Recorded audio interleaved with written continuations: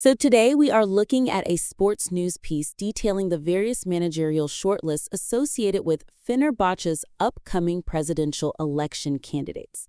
Let's get right into the foundational architecture of the text because there is an incredible opportunity here, and I want to hand the floor over to you immediately to dive straight into what's going on with the structure of this piece. Organizing the presidential candidates into contrasting ideological camps creates a much more compelling political narrative. Because, right now, we are looking at a text that contains really fascinating raw materials, but the fundamental weakness here is that the draft just lists the presidential hopefuls, Mehmet Ali Aydınlar, Hakan Safi, and Aziz Yildirim, and their respective managerial targets like a simple, dry directory. Right, it reads almost like a phone book. Yeah, exactly. I mean, the text jumps from Aydınlar's interest in Jürgen Klopp and Filipe Luis straight over to Safi's talks with Sebastian Hoeness, and then finally lands on Yildirim's link with Aykut Kocaman. And it does all of this entirely without building any comparative tension. There is zero tension, yeah. Right, so there's this glaring missed opportunity here to explain how these specific coaching targets are actually reflections of the contrasting visions of the men running for president. That makes perfect sense. And actually, reading this draft reminds me of reviewing 3 different architects bidding for a major city-defining project without anyone actually explaining their distinct architectural styles to the public. Oh, that's a great way to look at it. Because, you wouldn't just publish an article saying, Architect A wants to use steel, Architect B wants to use wood, and Architect C wants to use brick. That tells the reader nothing of value. No, it means nothing on its own. Right. You would explain that Architect A is proposing this hyper-modern, aggressive skyline, while Architect B is focused on sustainable, eco-friendly integration. And Architect C wants to honor the city's historical roots. When the writer just lists the managers, they are just listing the building materials. They aren't showing the reader the actual blueprints for the football club. That is exactly the dynamic at play here, and I love that analogy. A presidential election at a massive, historic club like Fenerbahçe is never just a standard corporate hiring process, right? It is a very public battle for the soul and the future identity of the institution. Absolutely. So when the text simply operates as a directory of names, it strips all the political and emotional weight from the upcoming June 6th and 7th elections. The reader is just left to guess why these specific men are being targeted by these specific candidates. Right. If we don't know the building style, the materials are just noise. So, how do we actually help the writer redraw these blueprints on the page? How do we fix this structural issue? Well, the most effective way to handle this is to deliberately group each presidential candidate with their respective managerial targets and explicitly frame these choices as direct representations of their distinct campaign philosophies. Okay, so tying the person to the big idea. Exactly. Rather than presenting isolated facts about who talked to whom, the writer needs to connect the dots to show the bigger picture. They basically must define the thematic pillars of the electoral race. So, what does this look like in practice? Let's give the listeners some concrete ways to weave these themes in so the reader really feels the difference between the candidates. Sure, so take Mehmet Ali Aydınlar, for example. You can dedicate a specific section to framing his targets, specifically Jürgen Klopp and Filipe Luis, as an ambitious, global superstar strategy.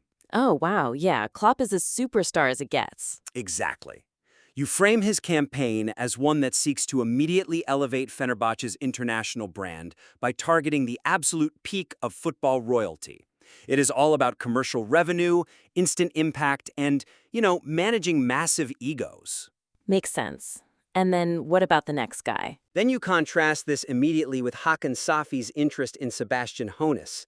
You frame Safi's approach as a data-driven, modern European project. Hoeness represents this highly tactical, sustainable, Bundesliga-style development model. Right, the youth integration, the high pressing. Yeah, building value over time, not just buying it. And finally, you present Aziz Yildirim's link to Aykut Kocaman as a nostalgic return to core club DNA.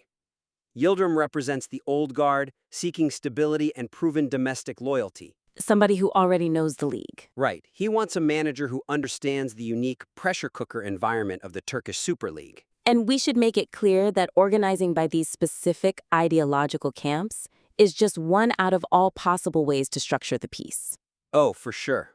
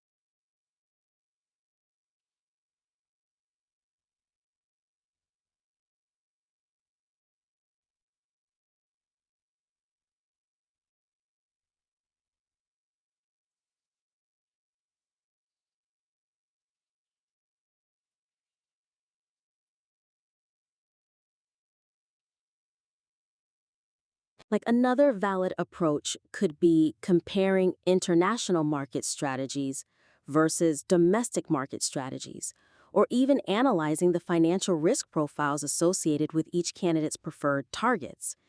The overarching point is just to impose a meaningful lens over the raw data. Precisely. You have to give the reader a lens. And what's brilliant about imposing this thematic structure is that it inherently forces the writer to be more critical of the information they are presenting. Oh, interesting. How so? Well, once you establish that Aydınlar is chasing a global superstar strategy with a name as massive as Klopp, it naturally invites the reader to ask, wait, is that actually possible? Can Fenerbahçe actually pull that off? Right, which perfectly transitions into our next point. Because we've painted this beautiful blueprint of what these candidates want to build. But a blueprint is completely useless if you can't actually afford to buy the steel and the glass. Exactly. So let's talk about the actual reality of hiring these managers, because that brings us to the substance of the rumors themselves. Grounding high-profile managerial rumors with critical feasibility assessments separates authoritative sports journalism from standard gossip. Say more about that. Well, when we look at the piece through an editorial lens, the glaring weakness is that while the text rightly dismisses the Klopp rumor as unrealistic because of his Germany national team ambitions, it entirely fails to apply that same critical lens to the other European targets. Oh, I see what you mean. Yeah, so Sebastian Hoeness, managing Stuttgart since 2023, and Oliver Glasner leaving Crystal Palace are presented as flat facts. There is no context regarding their actual availability, financial feasibility, or likelihood of joining the Turkish league. Wait, let me push back on that for a second. Sure. Isn't half the fun of transfer season just dreaming about impossible signings? Like, if I'm a fan reading this article on my lunch break, I want the hype. I want the excitement. I get that, yeah. I just don't necessarily want a buzzkill accountant telling me we can't afford Klopp or Hoeness. Doesn't heavily scrutinizing the logistics and the finances kind of ruin the magic of the silly season? It is a fair question, but I would actually argue the exact opposite. Realism builds much deeper trust and engagement with the reader. Because, fans today are incredibly savvy. Yeah, they know their stuff. Right, they play football management simulators, they track financial fair play regulations, they know the difference between an empty campaign promise and a viable tactical acquisition. That's a really good point. If every single rumor is presented as equally possible, then nothing is truly exciting. It just becomes background noise. I actually like to call this the transfer gossip gravity test. The transfer gossip gravity test. I like that. Yeah, if a rumor lacks financial or logistical weight, it just floats away into nonsense. But when a writer grounds the rumor in reality, they raise the stakes. They tell the reader exactly how steep the mountain is that the candidate has to climb. So it's not killing the fun, it's making the game feel real. Exactly. That doesn't kill the excitement, it transforms a hollow rumor into a gripping, real-world strategic challenge. I love that phrase, the transfer gossip gravity test. So how we actually apply that gravity to the draft? What is the suggestion for the writer here? The writer needs to integrate a brief reality check, or feasibility context, for each major European managerial rumor, to give the reader a true sense of the stakes involved. The writer must act as a filter, not just a mirror. So don't just repeat what the candidates are whispering to the press. Right. Evaluate the underlying mechanics of what making that whisper a reality would actually entail. How do we do that without writing a dry financial prospectus, though? Give us some concrete examples of how to execute this reality check on the page. Think about Sebastian Hoeness, for example. The writer needs to evaluate what it would realistically take to pull him away from a highly successful Bundesliga project at Stuttgart. Because he's doing really well there right now. Yeah, you have to explain the mechanics to the reader. Hoeness just got Stuttgart performing incredibly well, qualifying for the Champions League. So what is the financial and sporting package Hakan Safi would need to offer to convince a rising European tactician to abandon the Champions League in Germany for the Super League? It would have to be massive. Exactly. You have to talk about release clauses, project timelines, and transfer war chests. And then for Oliver Glasner, the writer needs to contextualize his impending free agency from Crystal Palace. Right, the text mentions him, but it kind of just leaves him hanging there. Yeah, it doesn't attach him to a specific candidate or explain his situation. The writer needs to clarify how his availability impacts Fenerbahçe as a whole. And people often think free agents are cheap, but they really aren't, right? Like, that's a huge mechanical detail the writer could explore. Oh, absolutely not cheap. No. Because a manager like Glasner, coming off a Premier League stint, comes with immense personal wage demands. He probably wants to bring his entire 6-person backroom staff, and he holds all the leverage in negotiations because the club doesn't have to pay a buyout clause to another team. Yes, exactly. Explaining those mechanics makes the reader feel like a true insider. When you explain the how and the why behind a manager's availability, the reader respects you. You stop being a megaphone for the candidates, and you become an actual analyst. And just to remind the listener, these are just a few ways to add that necessary depth out of all possible ways of solving the problem. Oh, for sure. Alternatively, the writer could include like a brief probability meter for each rumor, rating them out of 10, or perhaps they could integrate a short, punchy quote from a European market analyst commenting on the general willingness of managers like Hoeness or Glasner to move to Turkey at this specific stage in their careers. Right, the goal is just to anchor the narrative in reality. Spot on. It elevates the entire piece. It really does. When you evaluate feasibility, the reader will return to your work again and again because you provide clarity and authority in a highly chaotic media environment. So we've built this compelling narrative blueprint, and we've applied the gravity test to the rumors to make them feel real and high stakes. Yeah. Now we need to look at the reading experience itself, because once you've built the structure, you have to make sure you aren't leaving tools and scaffolding scattered all over the job site. Resolving all introduced storylines and eliminating unrelated disruptions is essential for maintaining a seamless reading experience. I totally agree. So what's going wrong here? Well, the major weakness we are facing in the text right now is twofold regarding narrative continuity. First, the article prominently introduces a man named Barış Göktürk in the opening paragraph as an official presidential candidate alongside Hakan Safi. Right, he's right there at the top. But then, Göktürk completely vanishes from the rest of the text with absolutely zero mention of his managerial shortlist. He just disappears. That is wild. It is. And second, there is incredibly jarring, unrelated content that violently interrupts the reading flow right in the absolute middle of the high-stakes managerial analysis. Oh, you mean the broadcast times? Yes, specifically the live broadcast times for the Elazığspor versus Adana 01 FK and Muspor versus Aliaga matches.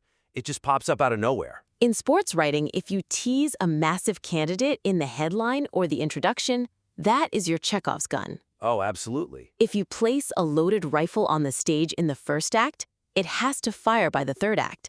If you don't talk about Göktürk's managerial targets, by the end of the article, the reader feels cheated. Yeah, their brain subconsciously opens a loop, and they spend the rest of the article waiting for his part of the story. Right. And when it ends, that loop remains unclosed, resulting in severe reader frustration. It is a massive breach of trust. When a reader clicks on an article about Fenerbahçe's managerial candidates, they are making a temporary pact with the writer. Basically saying, I will give you my undivided attention if you give me insight. Exactly. Every time you introduce an unresolved thread, you are breaking that pact. I completely agree on the Göktürk point, but I have to ask about those broadcast links. Okay, go for it. In the landscape of digital journalism, are we being too purist here? Like, what if those out-of-place live stream links for the Muspor match are simply a necessary evil of modern SEO and website retention metrics? I hear that a lot, actually. Because we know digital publishers are desperate to keep users on their domain, right? Clicking from one stream to the next to boost ad impressions? Isn't this just the harsh reality of the medium we're writing for? I understand the intense commercial pressures of digital publishing, but I fundamentally disagree that disrupting the narrative is a necessary evil. Really? Yeah. I would argue that narrative integrity and reader retention are ultimately much more valuable than cheap, distracting clicks. Think about the cognitive load on the reader. Okay, walk me through it. If a reader is deeply engrossed in learning the financial mechanics of whether Sebastian Hoeness is going to take over their beloved Fenerbahçe, throwing a link to a lower league match right in the middle of that paragraph is like having a telemarketer call you during the climax of a thriller movie. Oh man, that is the worst. Exactly. It completely shatters the hypnotic state of reading. They might not click the link, but they might very well abandon your article entirely because the spell has been broken. You lose the reader's trust and they bounce off the page. That's a great point. The long-term value of a loyal, engaged reader who reads to the bottom of the page and shares the article far outweighs the microscopic chance of a cross-click to an unrelated match stream. 100%. So let's nail down exactly how the writer should address these structural loose ends. The suggestion here is that the writer needs to fulfill the promise made to the reader in the introduction by addressing every single named candidate, and they must ruthlessly prune away any unrelated filler that breaks the reader's concentration. Okay, so if I were editing this piece right now, here is exactly how I would handle those issues with some concrete examples. Let's hear it. Let's start with the Göktürk situation. You really have a binary choice here. Either you explicitly note in the text that British Göktürk has yet to reveal his managerial targets, which neatly closes the psychological loop and tells the reader his absence is a fact of the news cycle, not a flaw in the writing. Right, just own it. Exactly. Or, alternatively, you simply delete his name from the opening paragraph entirely if he isn't central to the story you are trying to tell today. You just cannot leave him hanging in the wind. No, it's too distracting. And then as for the lower league match broadcast alerts, you must remove them from the body of the article to keep the focus strictly on the Fenerbahçe election of June 6th and 7th. Absolutely. You have to protect the core narrative at all costs. And it's important to remember that these are just a couple of potential fixes out of all possible ways to resolve the issue. Like if the publisher absolutely mandates that those broadcast links must be on the page for SEO reasons, then compartmentalize them. Right, you don't have to delete them from the website entirely. Exactly. Move those live stream prompts to a clearly delineated sidebar on the right side of the screen or tuck them neatly at the very bottom of the page in a dedicated More Live Football module. Just keep them far, far away from the main text of your narrative. That is exactly how you handle it. You can satisfy the commercial needs of the website without sacrificing the intellectual needs of the reader. It is all about compartmentalization and respecting the reader's focus. It's all about respecting the reader's time and their cognitive load. Well, we've covered a tremendous amount of ground today, diving deep into both the mechanics of football management and the psychology of sports journalism. It's been a great breakdown. To recap, we've walked through 3 massive structural and thematic pivots for this piece. First, we discussed transforming a simple directory of names into a compelling political narrative by organizing the candidates' managerial targets as contrasting ideological visions. The ambitious global superstar, the modern data-driven project, and the nostalgic club DNA. Right. We showed how explaining the mechanics of those philosophies brings the blueprints to life. Second, we talked about elevating the piece from mere gossip to authoritative journalism by applying the transfer gossip gravity test. Adding those rigorous feasibility assessments to the European managerial rumors? Exactly. Answering the how and the why regarding release clauses and free agency demands, instead of just the who. And finally, we addressed protecting the reading experience itself by closing all narrative loops, specifically addressing the disappearance of Bada Göktürk and ruthlessly compartmentalizing unrelated match links that break the reader's hypnotic state. When you combine those 3 elements, narrative tension, mechanical realism, and a clean reading experience, you go from writing a forgettable bulletin board post to writing an incredibly strong, definitive piece of sports journalism that fans will actually share and debate. We invite you to take these insights, implement these actionable suggestions, rework the piece, and submit your revised work back in for another critique. We would absolutely love to see how this narrative evolves. Because at the end of the day, building a great article is exactly like building that city skyline we talked about earlier. You can't just pile up the bricks and the steel and hope a beautiful building magically appears. You have to show the reader the blueprints, explain how the foundation supports the financial weight, and make sure there isn't any random scaffolding blocking the view. Keep writing, keep refining, and we look forward to reading your next draft.